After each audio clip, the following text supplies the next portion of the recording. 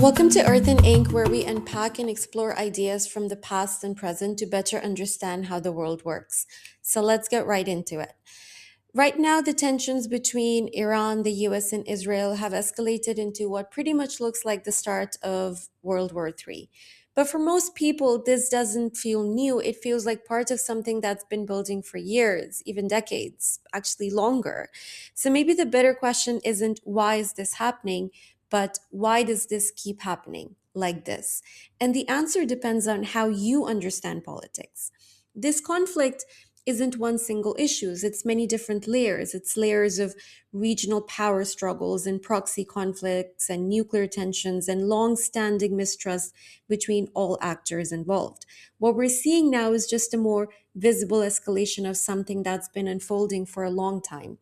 So let's break it down through three different lenses. Now, in politics, there are many different theories that explain why states act the way that they do, and each theory can then be extended upon further.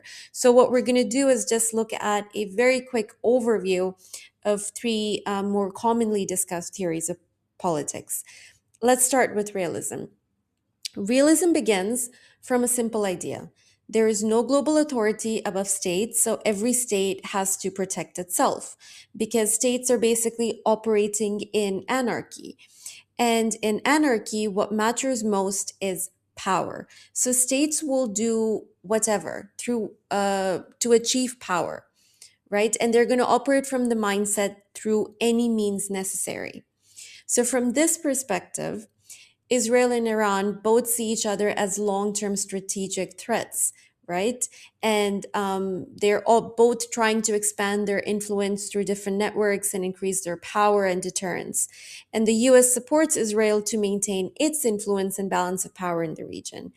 No one here is acting irrationally. They're all rational actors. They know what they're after and they know how they're going to get it. They're responding to threats and trying to stay ahead of them. And here's the key insight.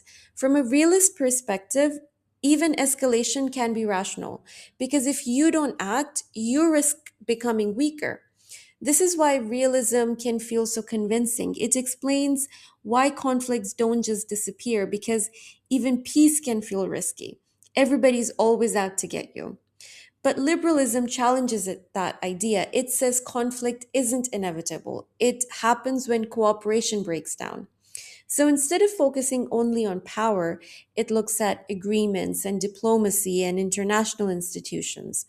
From this perspective, when deals like the Iran nuclear agreement collapse, when trust between states weakens, when there are fewer spaces for negotiation, conflict becomes more likely. So liberalism shifts the blame slightly. It asks, what if this isn't just about power, but about the failure to sustain cooperation? And you can look at in recent years about all the criticism directed at the UN, specifically the UN Security Council, and their failures to contain conflict and or end conflict, right? And once that trust is gone, it's incredibly hard to rebuild. But even that doesn't fully explain it because this conflict isn't just strategic, it's also deeply shaped by perception. Constructivism takes a very different approach. It says politics isn't just about power or institutions, it's about identity and beliefs and narratives. So now we look at how each side sees itself.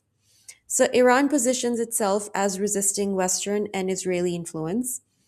Israel sees itself as a state under constant threat, and the US sees itself as a stabilizer and protector of allies. It doesn't matter if these are factual. This is what they have told themselves. This is what they have told themselves also about each other. That everybody else is a threat, and over time, these identities become deeply embedded.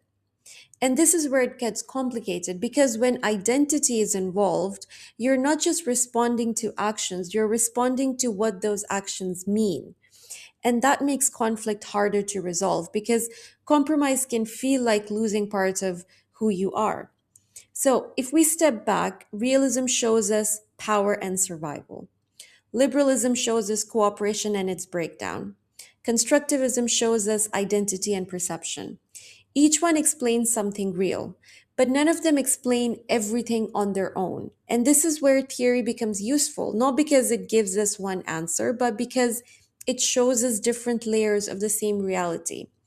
It helps us see why escalation can feel rational and understand why diplomacy can fail and why some conflicts become so deeply entrenched. It can also help us understand what's going to happen, like what action states are going to take.